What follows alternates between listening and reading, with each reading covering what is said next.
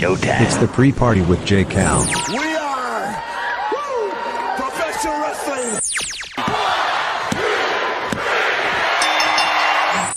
I'm building an alliance. You are tuned into the absolute top of the mountain, the ultimate professional wrestling. Alliance-wrestling.com.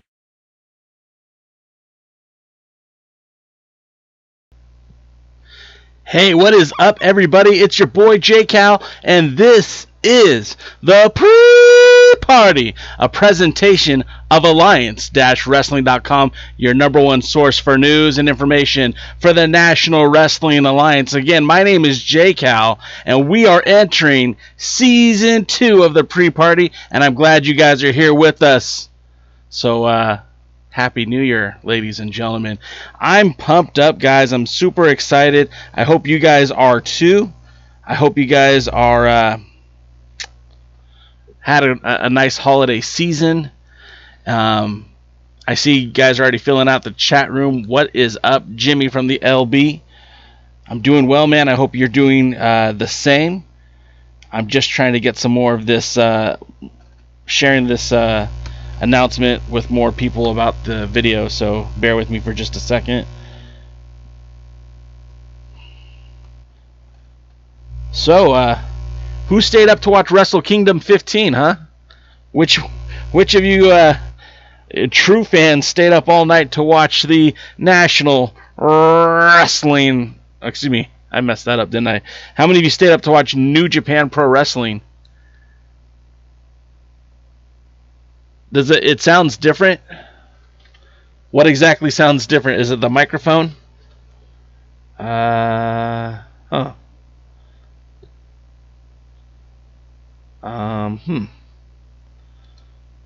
somebody just told me I should have checked my microphone beforehand.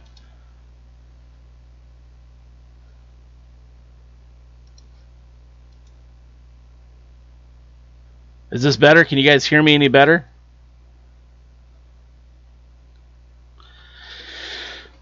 Okay, so wait, one more thing, and then you'll have my undivided attention. I swear this is true. Cool.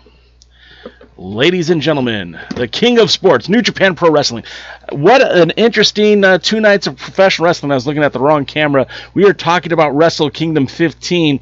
I mean, it just finished up earlier this morning, or late last night, considering your time zone. And congratulations to New Japan Pro Wrestling for what is surely a remarkable event. I mean, you see the video there.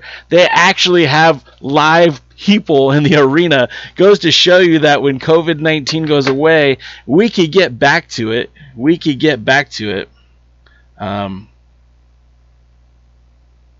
You guys are hearing a hum. I don't know where the hum's coming from.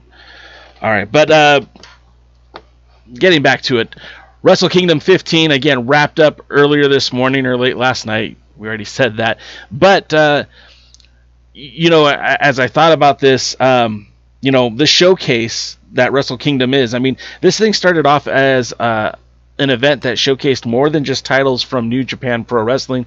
It initially started with a co-op between All Japan Pro Wrestling. They've had title matches from CMLL, Impact Wrestling, and of course our very own National Wrestling Alliance. It was this date 8 years ago. Well, technically it was yesterday, 8 years ago at Wrestle Kingdom 8. Did I say 8 years ago? I guess that would be 7 years ago. Satoshi Kojima defeated Rob Conway to become the 45th man to hold the NWA World's Heavyweight Championship. Now, Kojima, for those of you who are new to wrestling, I mean, this is a guy that's held pretty much most of the major titles in Japanese wrestling. I mean, here in America, he was the MLW World Heavyweight Champion for that promotion in its early stages, in its infancy, and he is a former Triple Crown holder for All Japan, and of course he previously had held the IWGP title. And when he won the NWA Championship, although he was a little bit past his prime, he was still a guy who could still go. I mean, we're talking about 7 years ago. The guy can still go in the ring right now. I mean, we saw that on night one. Although he lost, he still looked really good in the ring with his cozy lariat. So he was the 45th guy to win the NWA World's Heavyweight Championship, which leads me to this connection that the NWA has with New Japan Pro Wrestling and has had for many, many years. I mean, in that time frame, when Kojima won the title, it was the Bruce Tharpe era of the NWA, the International Wrestling Company that was the ownership of the NWA. And a lot of people, including myself, had very detrimental things to say about our Bruce Tharpe while he was president of the National Wrestling Alliance. But make no mistake about it, he was able to get essentially a promotion without any TV, without any real big stars, and was able to do a crossover with New Japan Pro Wrestling. And it wasn't just Rob Conway who ended up in Japan. I mean, it was a whole contingent of NWA talent.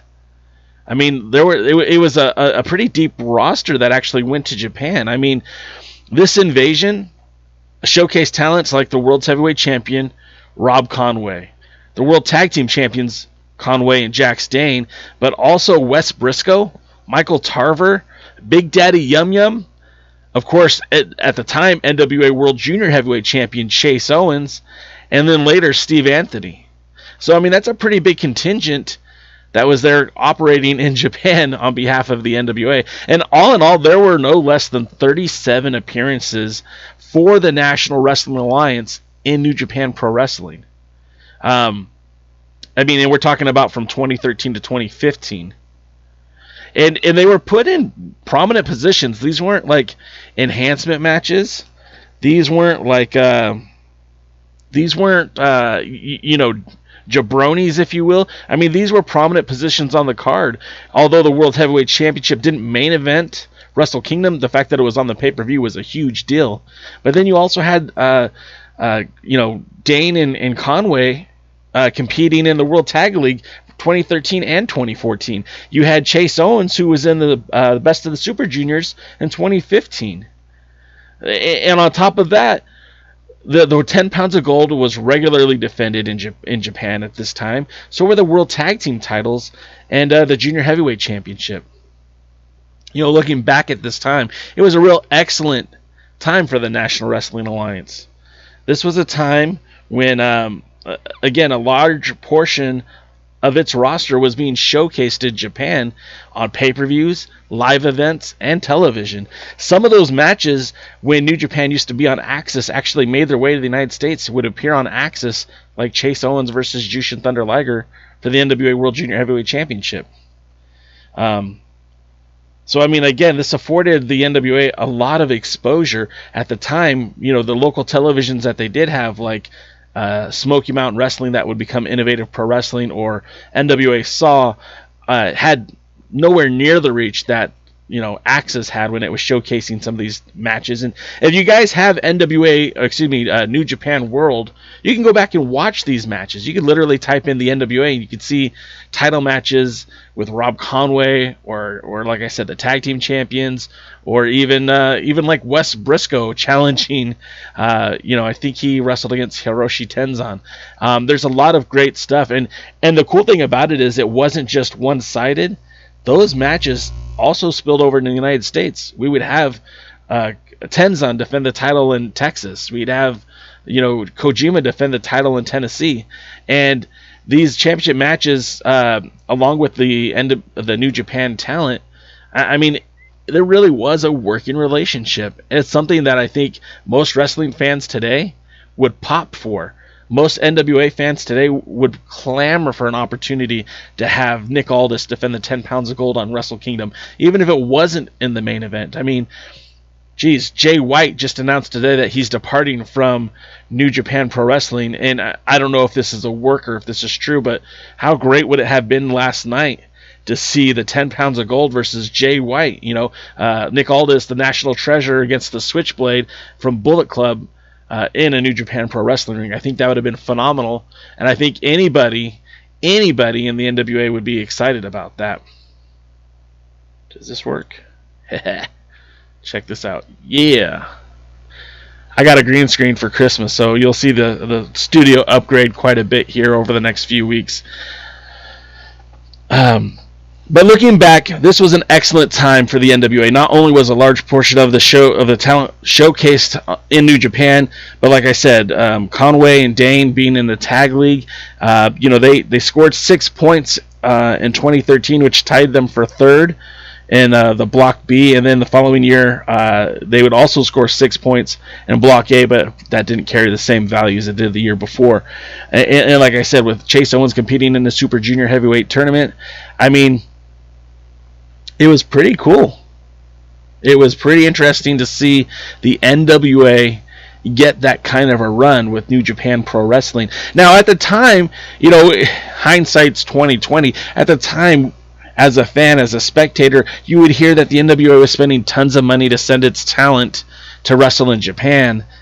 And we all thought, well, hey, that isn't a cool deal. But, I mean, ultimately, when you look back at it, and knowing what we know now, that was a hell of a coup for Bruce Tharpe, and I don't celebrate him very often, and I don't give him a lot of kudos, but this was one of those times where he did something that was pretty damn incredible. And like I said, I think many in the NWA would be happy with that.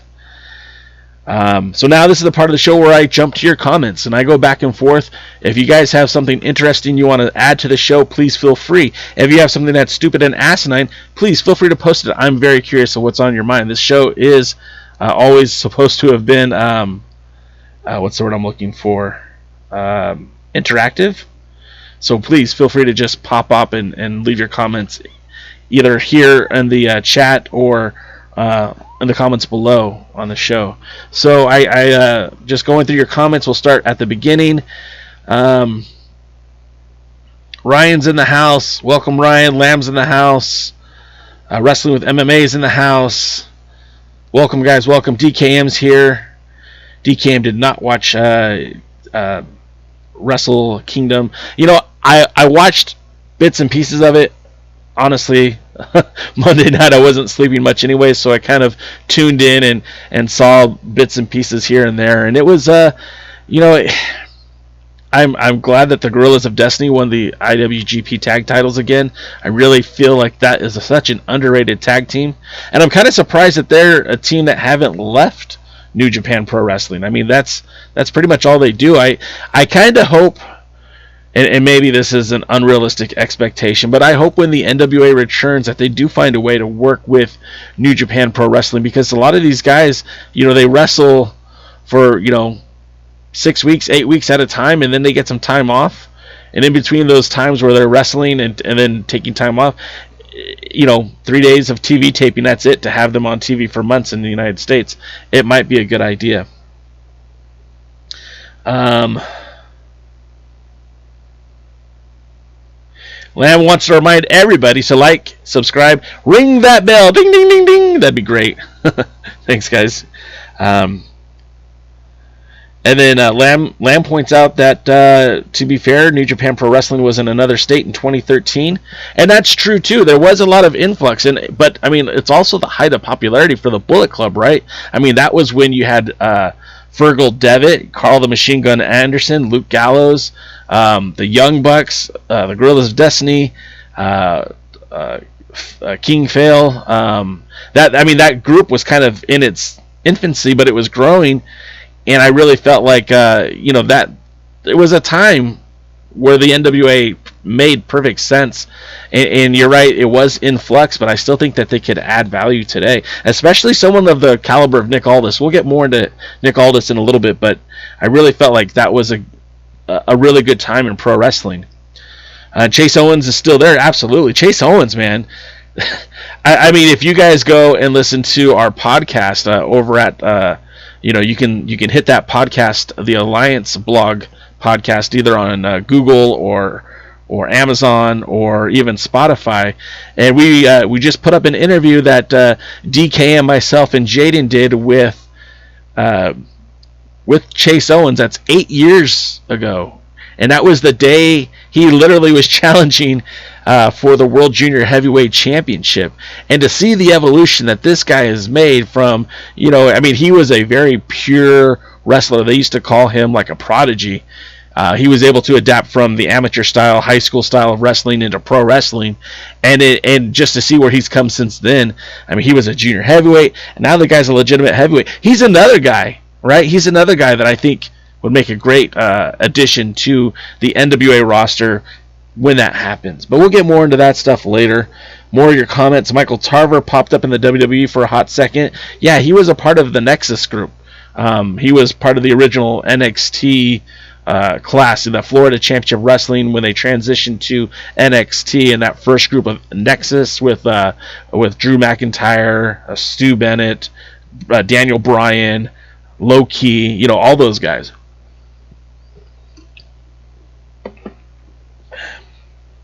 And then DKM says the NWA didn't pay for the talent, only Tharpe. Okay.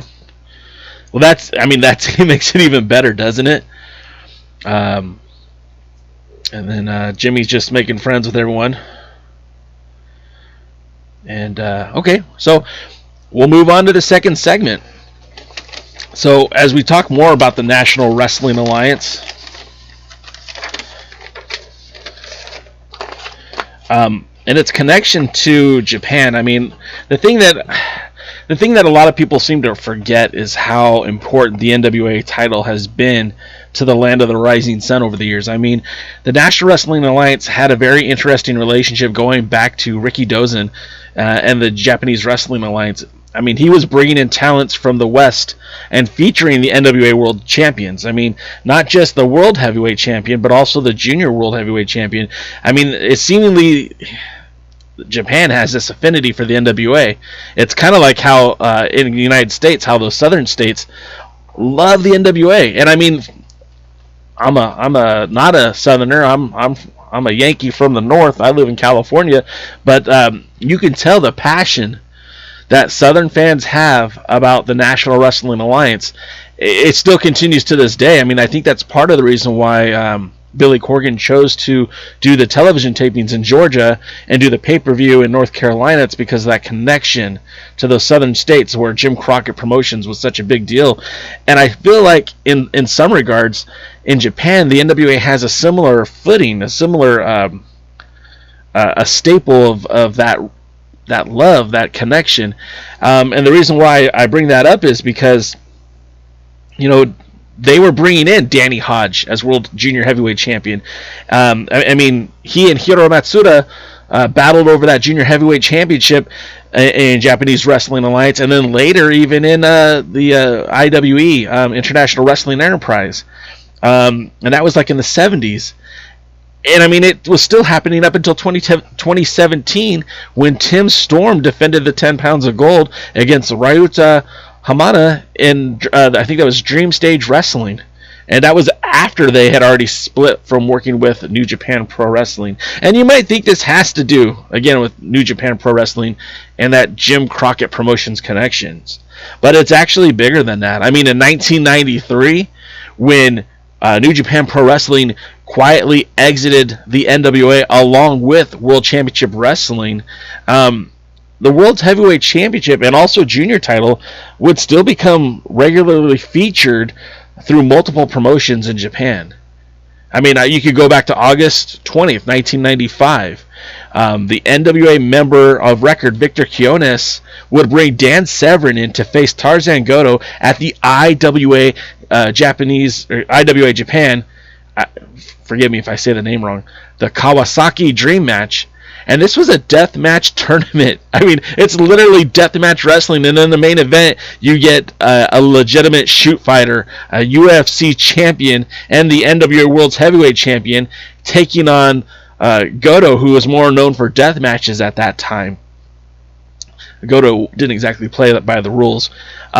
Later, he would bring Severn back, like almost 2 years later, and he would fight against the Great Kabuki, who was kind of the inspiration for the Great Muta, and so they added that match then too.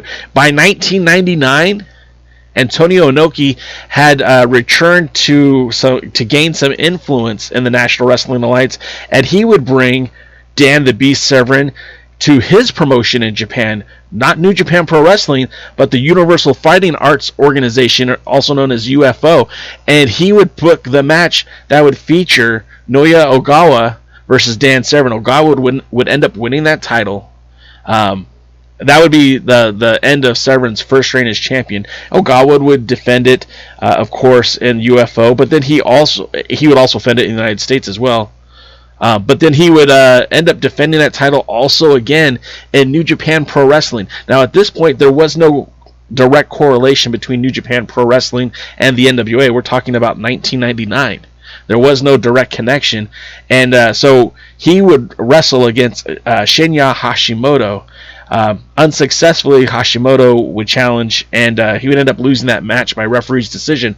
Oddly enough, the referee in that match was Tatsuji Fujinami, who was the man to beat Ric Flair for the world title back in, I think it was 92, 93.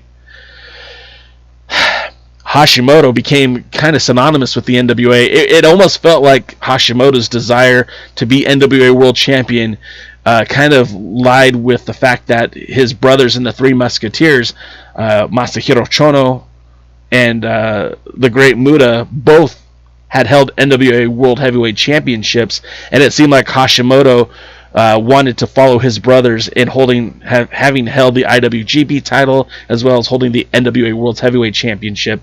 And so, although he was unsuccessful in that effort back in '99, he would eventually win that title by beating Steve Corino, and I believe it was, I want to say Gary Steele out in Connecticut, maybe Pittsburgh, Pennsylvania.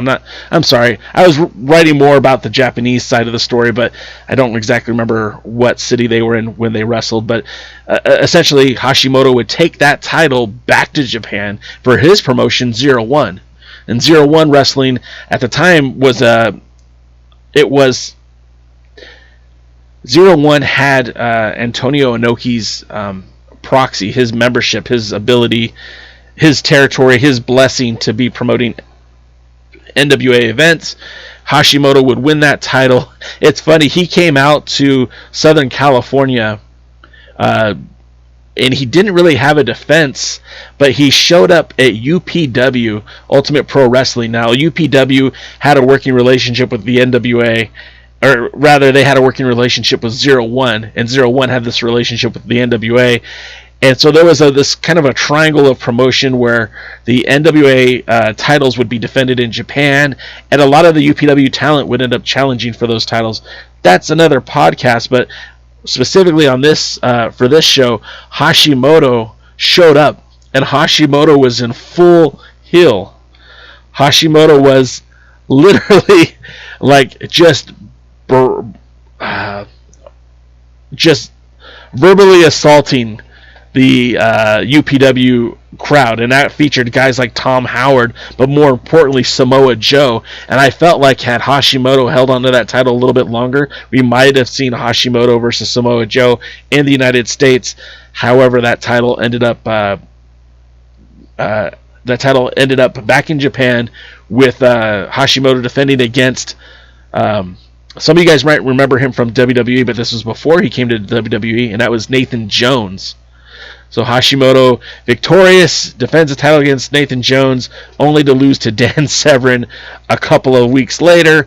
And then in turn, that's when the Jarretts got involved with the NWA and started TNA, Total Nonstop Action Wrestling. Severn was stripped of the title, and the belt would become more or less the licensed property of Impact Wrestling. So that was a pretty cool time, as far as I'm concerned, to see that the NWA would have that title in Japan for so long. But there's one more defense of that title, and I don't normally speak positively of this guy. I don't really love this guy. In fact, if you guys watch this podcast for very long, you know I absolutely despise Joseph Kabibo, also known as the Sheik.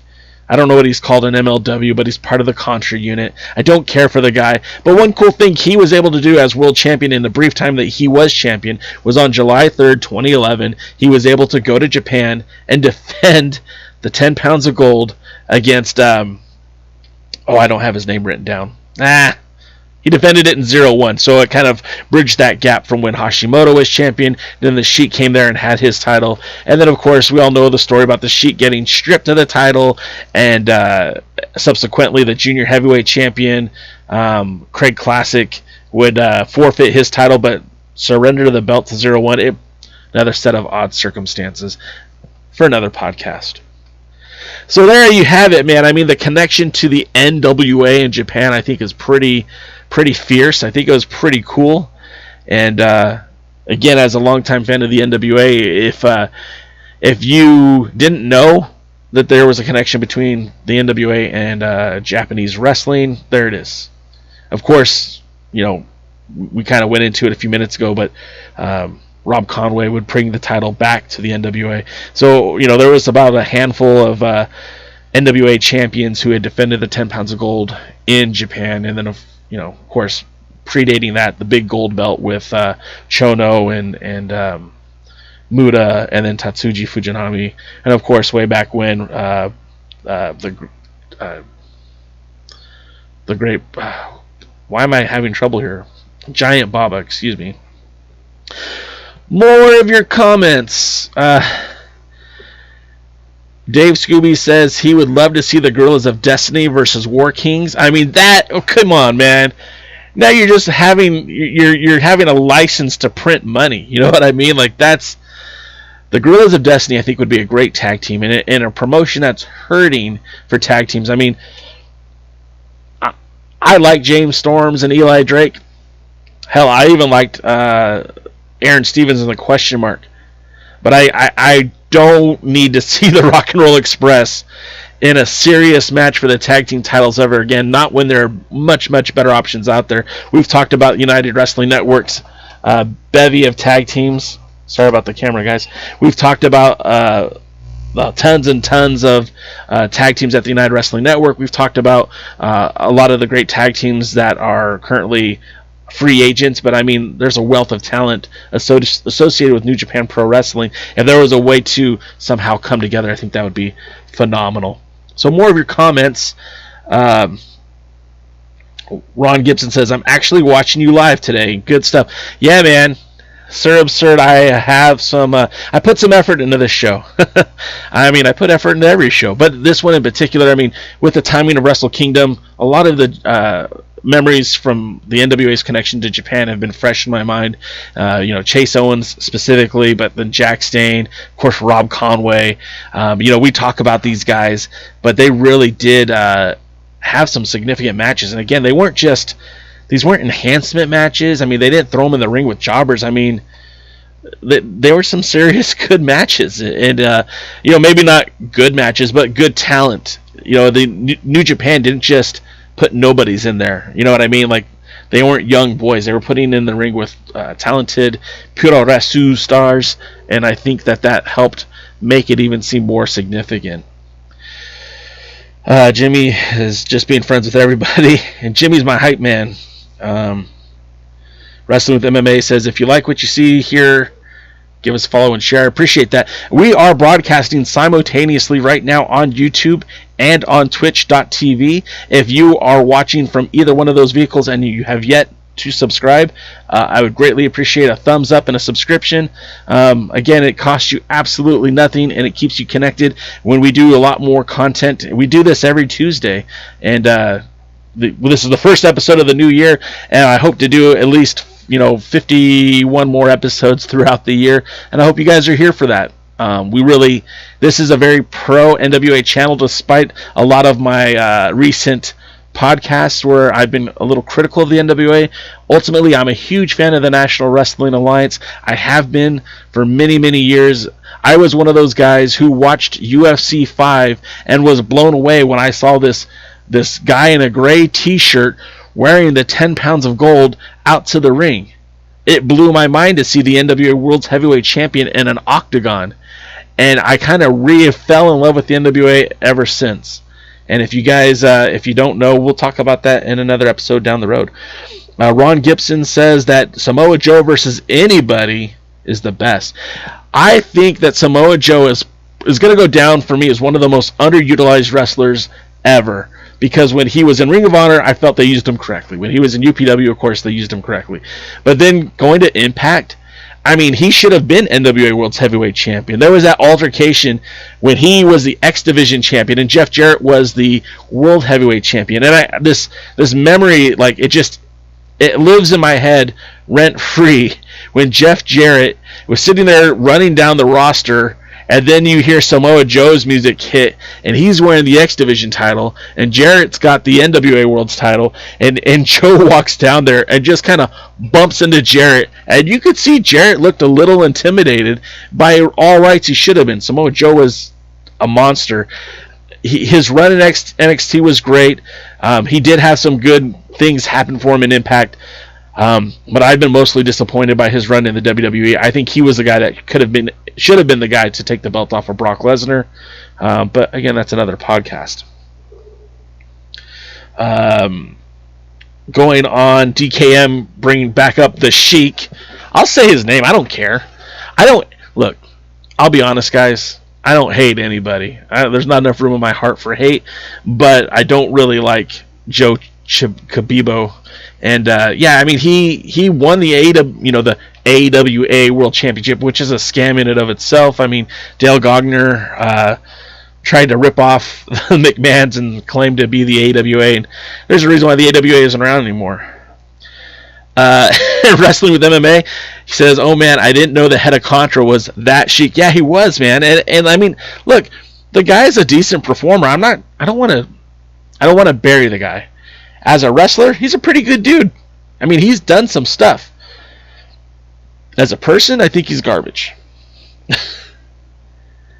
Terry McDermott says he's been watching SWE Fury and it is good. Yeah, SWE Fury is pretty good stuff. I mean, for the most part, I think they're doing what the NWA should be doing. I've had this conversation offline with DKM, and maybe some of you others might have heard me say this, but, what SWE Fury is able to do there in Texas, I mean, that's exactly what the NWA should be doing. If not full-on buying out SWE, at least emulating that formula. They have small crowds, but they have crowds. They're doing live wrestling like once a month, and it's going out on TV. It's the same thing that the NWA could, should, would, hopefully will soon be doing with NWA Power.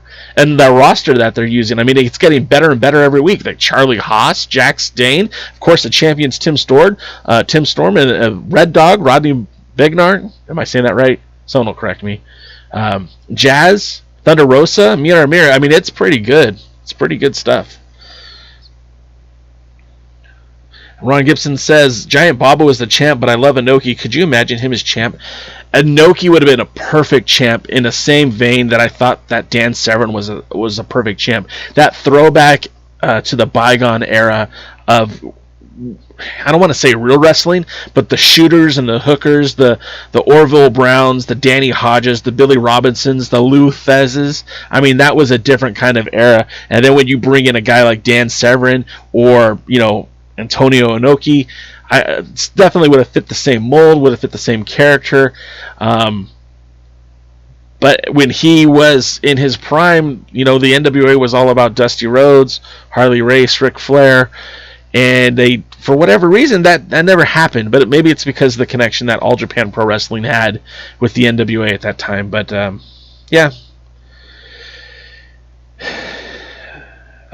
Willie's here. What's up, Willie? Willie wants... Willie's... I love Willie, man. Willie's got some good ideas. All Japan Pro Wrestling should be affiliated with the United Wrestling Network, Primetime Live, and the NWA Pro Wrestling. I mean, it would be great to see talents from All Japan Pro Wrestling show up in the United States. Under current set of circumstances, we don't really have that opportunity. But it'll be interesting to see when COVID clears out. I mean, United Wrestling Network was very bold in their efforts to do Primetime Live. They did that during an era where you really couldn't have fans in attendance, so it wasn't like they were making money on ticket sales. I mean, that part of the formula that worked for NWA Power is that they were doing this show. They were charging for tickets in Atlanta, and tickets weren't cheap. It wasn't like a free show. Championship Wrestling from Hollywood, out in Port Hueneme, those are free tickets. Anyone can go to a Hollywood show when they were taping in front of an audience. So there wasn't a whole lot of money made at the front gate, but could you imagine if Primetime Live had an audience every Tuesday night and they were able to sell tickets? They would be able to afford bigger names and talent. Their budget would increase. Maybe they could include talents from All Japan Pro Wrestling. And that's what's up, Willie Bowen says, Giant Bob was All Japan Pro Wrestling Triple Crown and NWA Pro Wrestling World Heavyweight Champion. Yes, he was. Absolutely he was. So, let me get a drink here.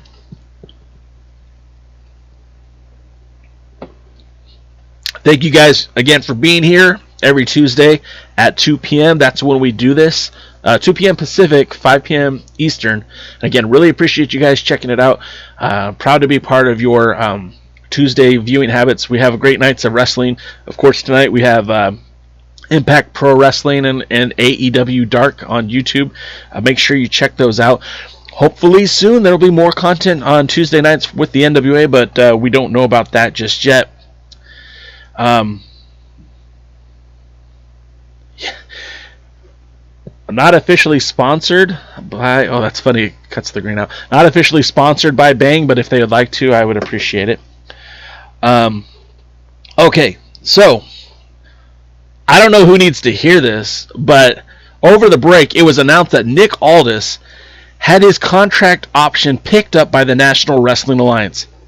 And how this waited to the last minute or didn't happen much sooner is mind-boggling to me. It's a slam dunk that Nick Aldis should be a part of the NWA. Personal differences aside, he's the national treasure.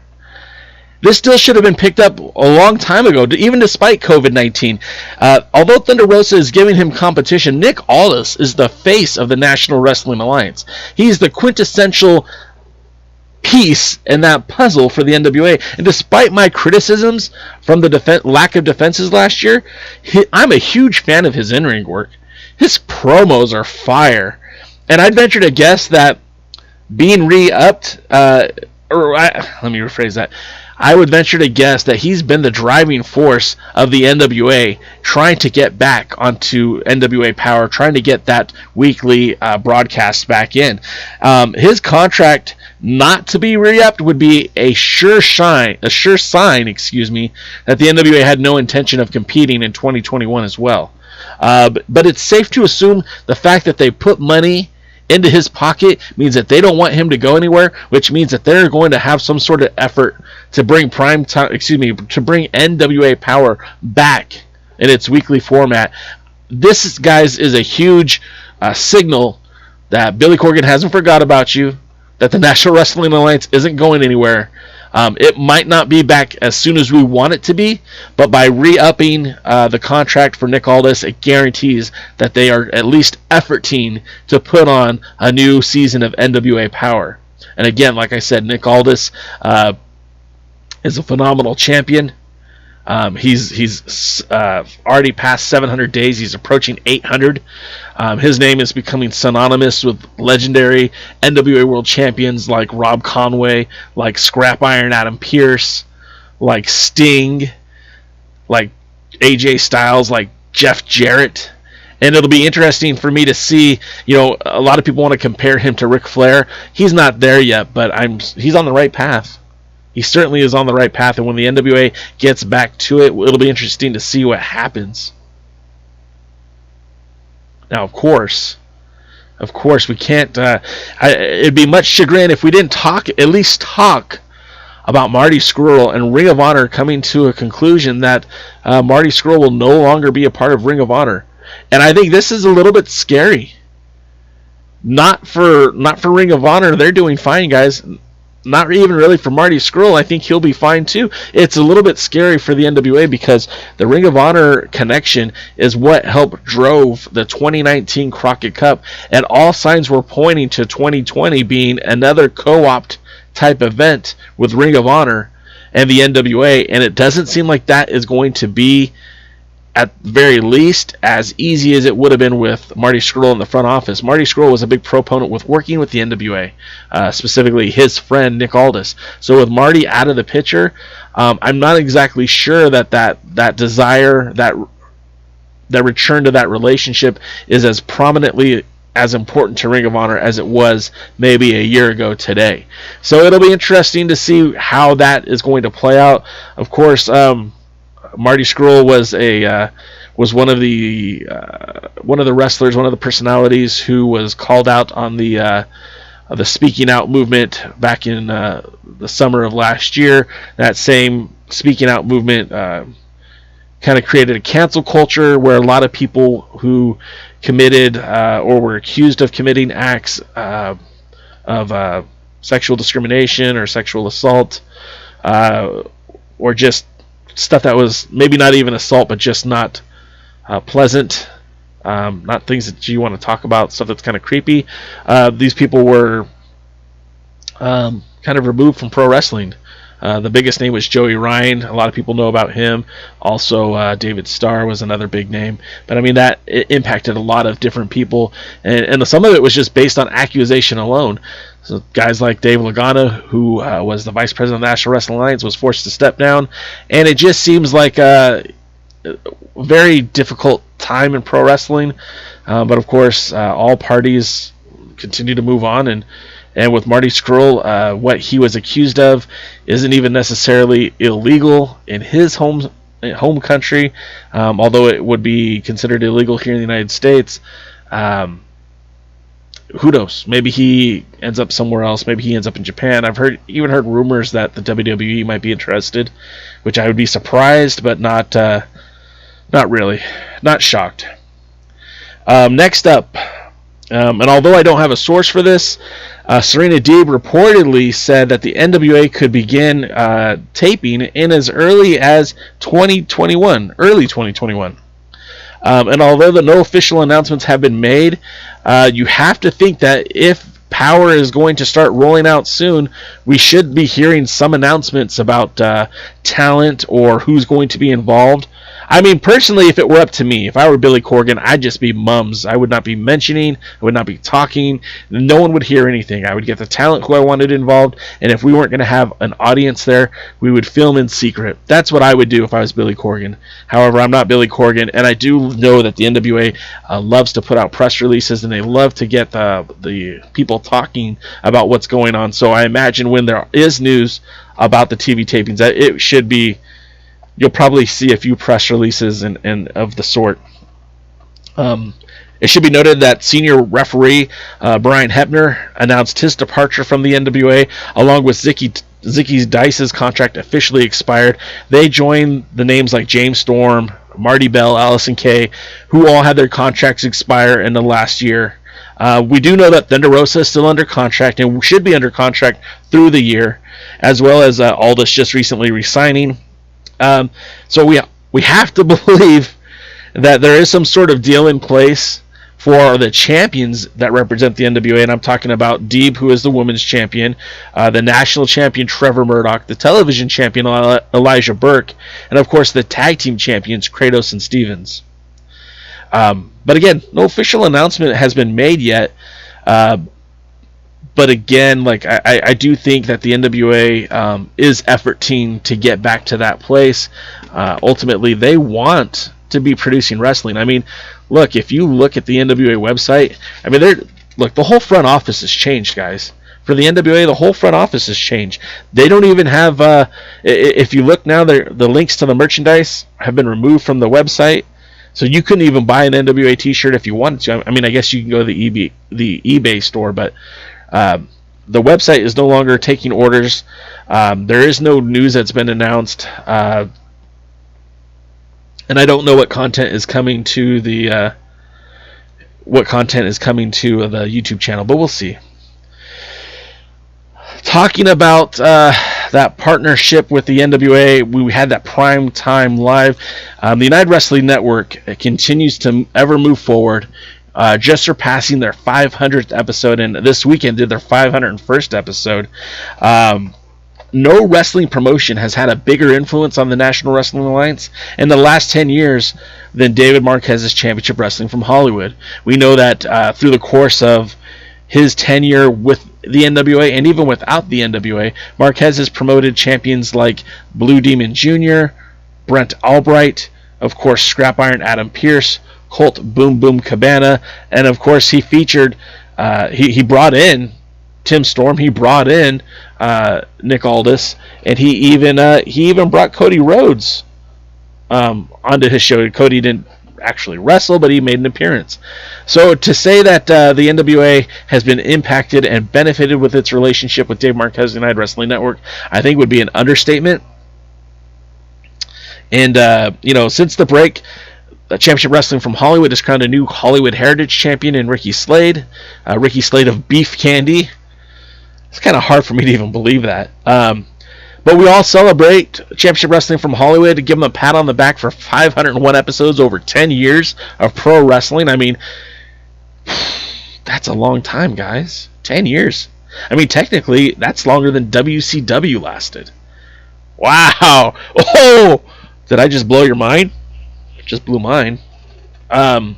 Speaking of pro wrestling and TNT, well, not necessarily TNT, but Thunder Rosa, former NWA Women's World Champion, will be taking on Ashley Vox tonight on AEW Dark.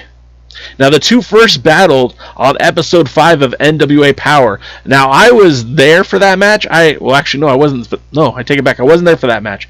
But I did not remember that match happening. And this is where I have to tip my hat to whoever's running the social media account for NWA's Twitter. Because, my God, how smart of a strategy is it to see these matches being announced either on Primetime Live or on AEW Dark and saying, hey, yeah, did you like that? Or are you looking forward to that? Because we also did it here. And I think that's incredible. Not only does that help bring more eyeballs who might not be familiar with the NWA to the channel, but it's also adding value to the NWA YouTube channel because, of course, more eyeballs, the more views, the more traffic they drive to that YouTube channel, the more moolah it makes. Not only that, but the value of the brand on YouTube continues to grow. This strategy, along with the addition of NWA Shockwave at the end of the year, really drove traffic to the NWA YouTube channel. We could see that again. I use Social Blade. I'm being transparent because I don't want to be a gatekeeper of information. You guys are more than welcome to check that out. You can really check any YouTube channel and see what their subscriber count looks like, see when people are subscribing, which milestones they've hit, how well videos do, and they also give you like an estimated value of these videos that they produced. I mentioned this before, but the NWA YouTube content, their metrics have been through the roof since Shockwave. Maybe I used that term through the roof a little bit more than I need to, but they even estimate the value of the videos, how much dollars they're bringing in. Now, I always go with the high estimate. I know that in reality it's somewhere closer into the middle, the medium, between the high and low there. But just specifically talking about the NWA, I prefer to go with the high number just so we kind of have an idea of what their videos are making. Although again, these aren't official numbers. Really, those numbers are only expressed between YouTube and the NWA, and that's not public knowledge. So anytime I reference a video's value, just realize I'm using an estimate, and it's on the high end. But the NWA, when the NWA announced that it was canceling the Crockett Cup and putting an end to all live events of 2020, the NWA struggled to maintain the audience that it had from NWA Power. And we've talked about this pretty regularly, but there are a few examples of NWA videos after the original run of Power ended that drove quality content, drove the high views. And on on March 24th, the NWA released the entirety of the 2019 Crockett Cup, which the generated views was like 265,000. This was a really high number for them. This kind of surpassed most of what they did with Power, and the high estimates from the Social Blade estimate that they gained about $1,000 in revenue, ad revenue from those videos. Now let's talk about that just for a second, because remember, Crockett Cup 2019 was April 2019. So not only did they make the money from the live sales and the merchandise, but then they also made money from the pay-per-view. Then they also briefly sold that on DVD. So they made revenue off that 3-hour night of taping for 4 days, or 4 different revenue streams, and maybe even 5 if you want to include the meet and greets, pay-per-view streams, ticket sales, merchandise. I mean, it really impacted the NWA in several different revenue sources. They were able to make another revenue stream with that video by releasing it on YouTube, and again, making somewhere in the estimates of $1,000 off of that. That's pretty good. That's a smart, sound strategy. I mean, that number continues to grow daily, because for the first person that watches it again or wants to rewatch it, it continues to generate income for them. And considering that this was already out of their catalog, this was kind of a good deal for them to make that money. The following week, they were able to market Camille's first match that was taped for the season finale of Power. They showed literally her one match in a promo, and that video received 121,000 views. I mean, 121,000 just for one match and a promo. And again, it wasn't like a huge great match. It wasn't like she was wrestling against some other really great Glamazon style wrestler. It was a squash match, and they got 121,000 views, which estimates about $500 from that one video. And again, it continues to earn. The next big release would be on May 12th, when they finally aired the NWA Superpower finale. That show was highlighted with a match that went all over Georgia Public Broadcasting Studios between Jack Stane and Tim Storm, and that video did 180,000 views. That roughly generated about $700 for the brand. And again, those numbers were down from what NWA Power was doing, but again, far and away better than anything else. And of course, it was also a break from the regular action. So this is why the YouTube channel is so important. It's because these videos are still generating income. They're still putting money in the pocket of the NWA. They're not, the NWA isn't getting rich doing YouTube numbers. They just aren't. But it does add to that bottom dollar. And when you have contracts for people like Nick Aldis and Thunder Rosa that you're still paying them, and then, the talent that they were paying up until recently, I mean, it should be noted that the NWA really does need to sell merchandise, really does need to create revenue streams in order for it to be profitable. And of course, COVID-19 really kind of killed the momentum of the NWA, but we'll see what 2021 has in store for them. Of course, if they can get back to producing a weekly TV show, if they can keep doing the Patreon and offering exclusive content to its Patreon subscribers, and of course, pay-per-views will be huge with live attendance when that becomes a thing again. The other thing that it will be really interesting is merchandising, because it seems like the entire NWA merch side of their business has shut down. So we'll see what happens. We'll see how that goes. But I just think it was very important to discuss that because 2021 is going to be wild, guys. We talked about how crazy 2020 was. The NWA officials were even saying how wild 2020 was going to be. And I really felt like there was a lot of things that were going to happen that just didn't come to fruition because of COVID-19. But I think once they get back to it, I mean, look at the champions they have right now. I think that Elijah Burke is extremely underrated. I think Trevor Murdoch is extremely underrated. Serena Deeb as a women's champion defending on both AEW and in the NWA, I think is going to be awesome for their brand. And who knows? Who knows? Who knows what's in store? We know we know Nick Aldis has his first match of 2015 in just about 2 weeks on July 15th. Is that 2 weeks? No. About 9 days away. Or 10 days away, whatever. It's coming up soon, and you guys know it. And hopefully that's the start of more and more title matches for our world's heavyweight champion. Okay, so let's see. More of your comments, and I've already seen stuff that's weird. You guys, I don't know where you're going here. A lot of women's wrestling talk. Okay. Jimmy said to name drop Heather. Heather Monroe? I mean, I sat next to her on an airplane for like 18 hours. Is that what you wanted me to do, Jimmy? Yeah, I was at the... it's funny, I was just recently thinking about 2018 and how many wrestling events I went to. And I've always gone to a lot of wrestling shows, but all of it local. Like, I live in Southern California, so going to AWS or Championship Wrestling from Hollywood or SoCal Pro or EWF, that's basically 30 minutes away from my house, was never difficult. But in 2018, your boy flew all the way to China to check out a wrestling show. I drove out to Las Vegas to check out a wrestling show. I flew out to Nashville to check out a wrestling show. I mean, 2018 was the epitome of Jay going to wrestling shows. I went to NXT. I went to New Japan Pro Wrestling, Championship Wrestling from Hollywood, United Wrestling Network, Ring Warriors. I did a lot of wrestling in 2018. Well, not wrestling, but watching. Okay, more of your comments. Ron says, no Maureen Tracy, have no clue who's even answering the phone now. Exactly. Like, I've heard of some of the NWA changes to the front office, but I haven't specifically heard who's addressing merchandising.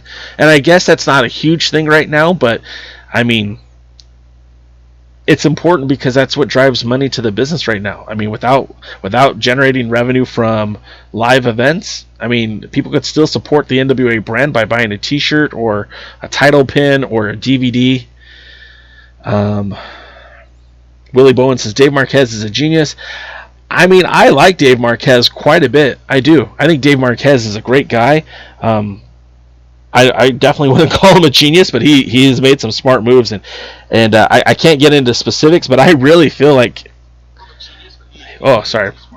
Didn't mean to put the volume up. I do feel like he is going to be in a great position in 2021. 500 episodes. 500 episodes of a TV program that... I mean, he's made no qualms about it. He said it, so I'm not really breaking news here. But he's been looking for people to translate commentary because they're going to start distributing that show and its 500 episodes across the world. And we're talking about stuff that's already been paid for, stuff that's already made money. And that's one of the things... Okay, my favorite Dave Marquez story is Dave Marquez was looking to get television going in late 2000.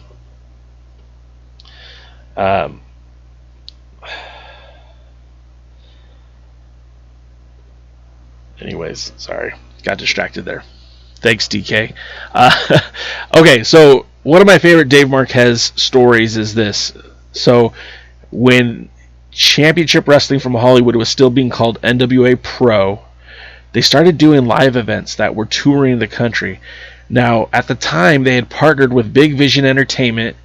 If you guys aren't familiar with Big Vision Entertainment, it was kind of like the brainchild of some of the people who were associated with XPW, and they were releasing not just wrestling content, but a whole myriad of weird like I don't want to say weird, but some of it was weird. Like they did backyard wrestling videos, they did like jackass style type videos, they did skater videos. It was like this kind of genre of like this punk behavior. I don't want to say some bum fights, but something like bum fights. And they did this. They had all these releases, and the NWA Pro Wrestling was one of them. So when Dave Marquez started doing arena shows in 2006, 2005, they would film those shows and release them on DVD. So keep in mind, Dave Marquez just got paid for doing the arena show. Tickets, merchandise, all that, whatever went into it. If it was a paid show, then he got paid. But then they sold the video to Big Vision, who had released it, so then they made money that way. And then they made money a third way when they were releasing these shows on MAV TV. So one product got monetized 3 different ways, and that's business, baby. I'm a businessman myself, and that's genius. So to Willie Bowen's comment, yes, it is genius. And if he's taking these 500 episodes and starts distributing them across the world, I mean, he's going to be creating revenue streams that didn't exist previously that could basically finance either the rest of his life or whatever else he wants to do in pro wrestling. And I think that's pretty flipping cool. More of your comments. New to the show, Traducus. Sorry if I didn't say your name right. He wonders if Marquez is going to be taking over Lagana's job, and the short answer is no. Dave Marquez is invested in his own product, the United Wrestling Network. They're going to, at some point, get back to doing weekly pay-per-views. They are efforting to get more of that Championship Wrestling from Hollywood type show in local markets with local branding. Like, if you look right now, if you go to like YouTube and type in Championship Wrestling from Memphis or CW30, you'll see a version of Championship Wrestling from Hollywood that's market specific to Memphis. And they tried to do that in Amarillo, it really didn't work. They tried to do that in Houston, it really didn't work. But in Memphis, like, they're doing great. They're profitable. They're making money. The network is working with them. They're looking to start doing live events there. They've actually started doing some live events. They did like a Halloween drive-in show last year where they had talents, and the fans were required to stay in their vehicles like a drive-in theater. But really cool concept in the era of COVID-19. Memphis is going to be its own vehicle at some point. It won't be a Championship Wrestling from Hollywood. It'll spin off into its own thing. And I know that Marquez is looking to do that not just for the Hollywood show, but all of it. Like, he wants to do that in Arizona. He wants to do that in San Francisco. So you'll see as time progresses, if things go the way Marquez is looking for it, not only are they going to have the weekly pay-per-view, but you're going to see like the franchises, if you will, of Championship Wrestling from Hollywood all across the country. I mean, that's his plan. And that's what he's efforting for. So he really isn't going to have that time to take over Lagana's responsibilities. And let's be honest, Dave Lagana was spinning about 16 different plates for the NWA. They really should hire about 4 or 5 different people to take over what he was doing for them. What's your favorite Championship Wrestling from Hollywood match? His was PP Ray versus Rockness in either cage matches they fought in. I mean, I guess if I had to say my favorite match, I'm a huge Scorpio Sky fan. Of course, I'm a huge Adam Pearce fan. I think maybe the match that led up to the 7 Levels of Hate would probably be my favorite match. But, I mean, there are so many good ones. I mean, there was a best-of-7 series between Scorpio Sky and Austin Aries back in, like, 2010, 2011. That was a phenomenal series of matches. Ryan Taylor's maturation from, the original NWA Showcase to Championship Wrestling from Hollywood, watching that guy mature throughout the years. I mean, he's been phenomenal to watch. You can see him now in WWE NXT. I don't know if I have a favorite matches, but I mean, I was there for when Cabana won the title, and that was a huge deal. That was such a great payoff. That might be it. Cabana versus Pierce when Cabana won the title for the first time. That was a pretty phenomenal deal. Wrestling with MMA suggests that Traducus. He suggests to Traducus that if Nico steps in, Nico's not the right guy. Willie Bowen is talking about Ruby Reyes, Vipress, and Lacey Ryan, Thunder Rosa, and Shirna Deeber Hotties. I mean, yeah, man. Good. When did this become chick talk? Not that I have anything wrong with that, but you guys definitely have what you want to talk about. Ryan Romano says, I can appreciate a wrestler's beauty, but they're not eye candy anymore. They kick butt, work hard. Absolutely. That's been my experience with most of the women wrestlers I've known or spoken to.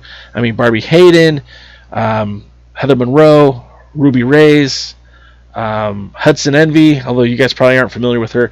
One of the things I love about them is that they're athletes. They're pro wrestlers. You know, whatever they look like is whatever they look like. But at the end of the day, they are competitors. They fight. They train. I mean, it's not a joke. They're professional wrestlers. That's why on this show we say all the time, you know, Thunder Rosa was the best wrestler last year. We don't classify it as she was the best female wrestler. No, she was the driving force of the NWA last year. Thunder Rosa was the best wrestler last year, period. Let's see, more of your guys' stuff. You guys are talking a lot about women wrestlers. So we went a little bit over today, and I hope you guys didn't mind that. I definitely just wanted to celebrate the fact that, hey, we're in 2021, guys. You made it through the year. I hope your ambitions match your work this year. I hope everything that you deserve is coming to you in the most positive way, of course. We do this every Tuesday at 2 o'clock Pacific, 5 p.m. Eastern. We always enjoy the commentary. We enjoy your comments. We do have merchandise available. Please go to alliance-wrestling.com and click the merch link if you would like to support us by buying a hat or a t-shirt. Also, if you haven't done so already, if you enjoy the show, please hit that like button, subscribe, share it with your like-minded wrestling friends. Let's get more of a community here. I do want to say, give special thanks to Dave Scooby. He's the man that did the audio that you hear for the show, the intro.